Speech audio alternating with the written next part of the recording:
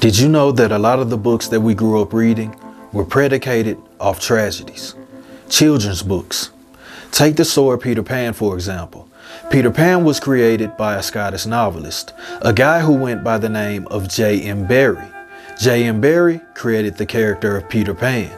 If you're familiar with the story, you know that Peter Pan lived in a magical world, a world where children never have to grow old, a place where everything a child could desire was at their disposal. However, the character of Peter Pan was predicated after his brother. He had a 14-year-old brother who died due to an ice skating accident, and his family would refer to him as the Forever Boy, being forever 14, a child who never got to reach his adulthood. J.M. Barrie took his tragedy, and from his tragedy, he brought you the story of Peter Pan. However, that's all just imagination, and we live in the real world where real things happen. Things like this next story.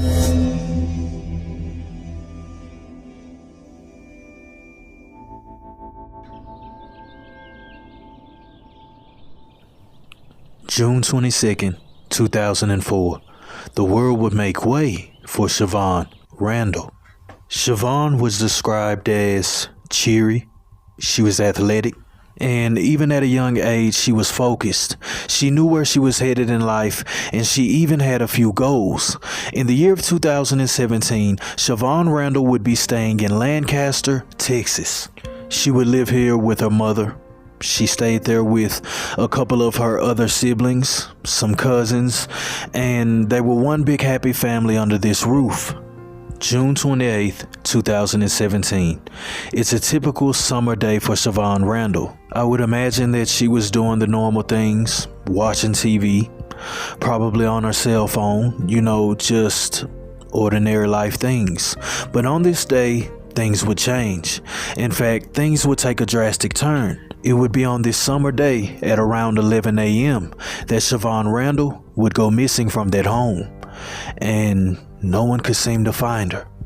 Cynthia, here's what we know. We're on South Ridge Drive right now, the location where that missing persons phone call came from early this morning. For people who know the Lancaster area, this is near the intersection of Beltline and Blue Grove Road. When we pulled up, we immediately noticed a group of at least 24 family friends gathered outside of this home here. We watched them holding a prayer circle, thinking and sending their positive thoughts to 13-year-old Shavon Randall and her family, who are talking to police at this point. We also watched as many of them received that Amber Alert on their phones as they were all gathered together. At this point, they say they're not sharing any comments with the media right now, but they told us they're leaving all the details to police. Here's what officers from Lancaster Police have told us so far. That first phone call came in at 10:48 a.m. It was a missing persons phone call from this location here on South Ridge Drive. Upon Shavon's disappearance, an Amber Alert would be issued. However, the Amber Alert doesn't do much to locate her whereabouts. So Shavon is missing, and the police kick into action. They do the normal work.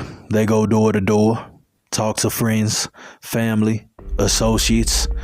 They do minor searches. However, with all the efforts, it was a fail. The 13-year-old girl is still missing, and the city is on high alert. The police vigorously try to find her, but they're not getting anywhere. But they're about to find out that the secret to her whereabouts lied none other than with her own family, because it turns out that one of the family members was holding a secret that was very detrimental to this case. On the day of Shavon's disappearance, the cousin of Shavon, Ladors, would receive multiple blocked phone calls. Now, after she receives multiple calls, she eventually picks up. But when she picks up, she gets some alarming news.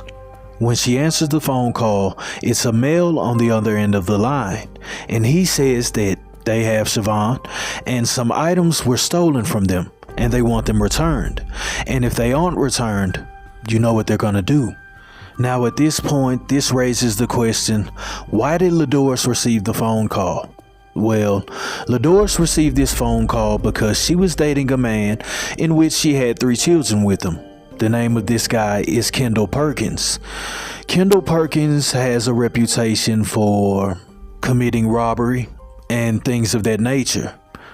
Sunday, June 25th, 2017, exactly 3 days prior to Shavon's disappearance. It will be this day that Kendall Perkins and 3 of his friends will conspire to commit robbery. The following day, on Monday, June 26, 2017, Kendall Perkins and his friends would put this play in motion. They would in fact find someone to rob. And on this day, they would go to a Motel 6.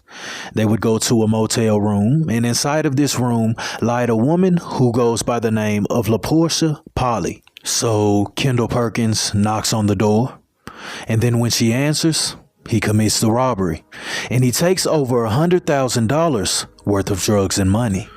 The girlfriend of Kendall Perkins, LaDoris, details that on the day that he committed this robbery, she did know it happened, and when he came home, he was very nervous. He was antsy. He couldn't sit still, and rightfully so, because he didn't just rob anybody. He actually ended up robbing a few drug lords that were over that area. This situation would in fact lead to the kidnapping of Shavon Randall. Now, once they got wind that their property was stolen, they decided that they were going to kidnap someone in order to obtain their things back. At this point, they even know who did it. They know that Kendall Perkins is in fact responsible for the robbery. So they had to plan to kidnap someone. But not just anyone. They decided to kidnap a child. This kidnapping plan would be hatched in order to get their things back. Now, on June 28th of 2017, the day that Shavon Randall went missing, I'm not even sure if they really went there to take her, because while they did plan to kidnap a child, they didn't know who. They only knew that Kendall Perkins had taken their things, and that he had a girlfriend named LaDoris, and that they had children together. I would imagine that when they went to the home to perform this act, they were actually there to take one of Kendall Perkins' children. However, on June 28th of 2017, Shavon Randall would be the one to answer the door. And this would in fact be the reason why she was the one taken. So Shavon Randall is kidnapped, but kidnapped for reasons that had nothing to do with her. She's completely innocent in this situation. Now, as I said, when LaDoris was armed with this information, she did not immediately go to the police. In fact, she said that she was afraid. She said that she was afraid that if she went, they would do something to her. So in order to keep her safe, she kept that information to herself, at least for a little bit, because time would eventually force their hand, and they would come forward with the information. When the police are armed with this information, they would release a few people of interest. Just minutes ago, the city of Lancaster released pictures of 4 people of interest in the investigation of missing child Shavon Randall. Police believe she was kidnapped from a relative's home yesterday morning. News 8's Jason Whiteley is live at Lancaster Police headquarters right now. Jason, what can you tell us here? Jason and Cynthia, right now, this is significant news coming out about 15 minutes ago, just as we were preparing to go on the air here. Lancaster first sharing it in a tweet, but let's show you those names and faces one more time here. Lancaster police are calling these individuals people of interest in the Shavon Randall kidnapping. On the left there, a woman named LaPortia Polly. She's 25 years old. She's from Dallas. Devontae Owens, 24. He's from Dallas. Darius Fields is 26. He's from Glen Heights, not far from here. And Michael Titus, 19, he is of Dallas as well. How investigators developed these 4 individuals remains uncertain. They're only calling them people of interest at this hour. But any nugget of news is welcome for her family and friends some 40 hours after this girl was kidnapped from inside her aunt and uncle's home.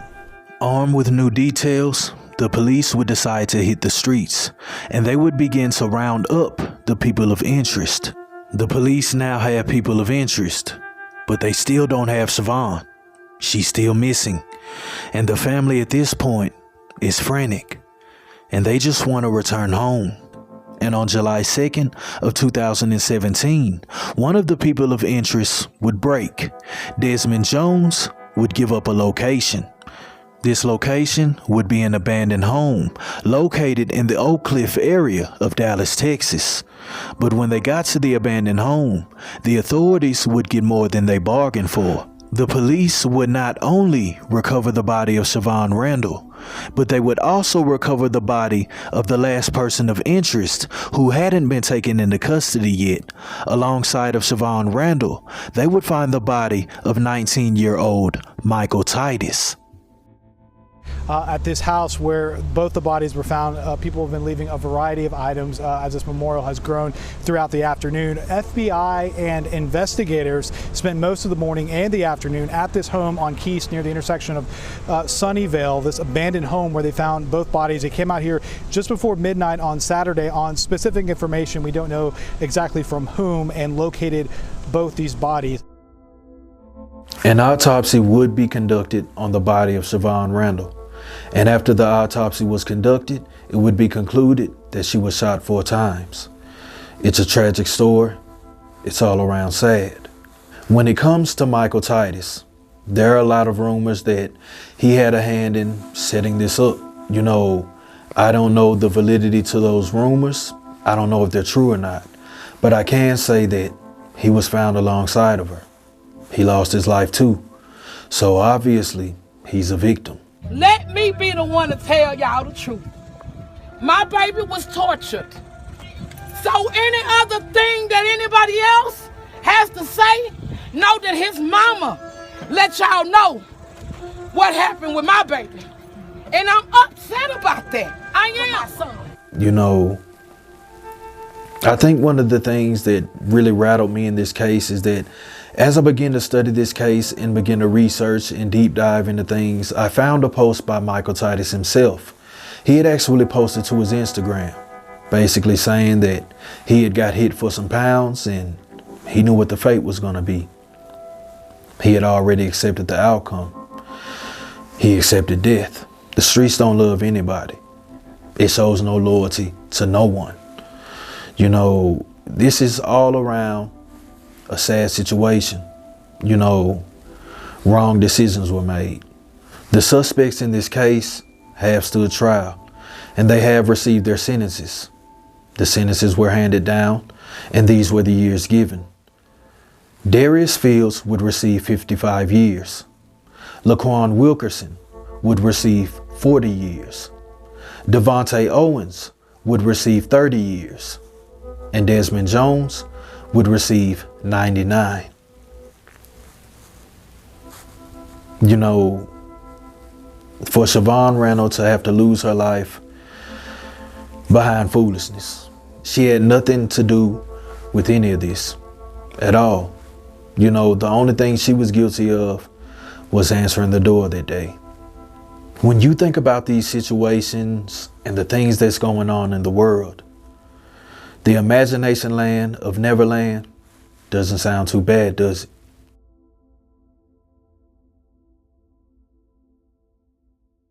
Rest in peace, Shavon Randall. Thank you for being a light for others. I guess it just ain't settled in yet. I don't know how I really feel right now. It's just the fact of just having to keep going through this and having to see them and trying to prove that he the best kid in the whole wide world. Now he took my baby. Suddenly you look like a stranger, a face I knew but I must forgotten, emotional flicker. And I can't get my baby back. So whether they would have gave him 50 years, that wouldn't have been enough. It wouldn't have been enough. No, 18 years is not enough. It's not enough time period in the world to replace what we have lost due to this man's choices. It was all his choice.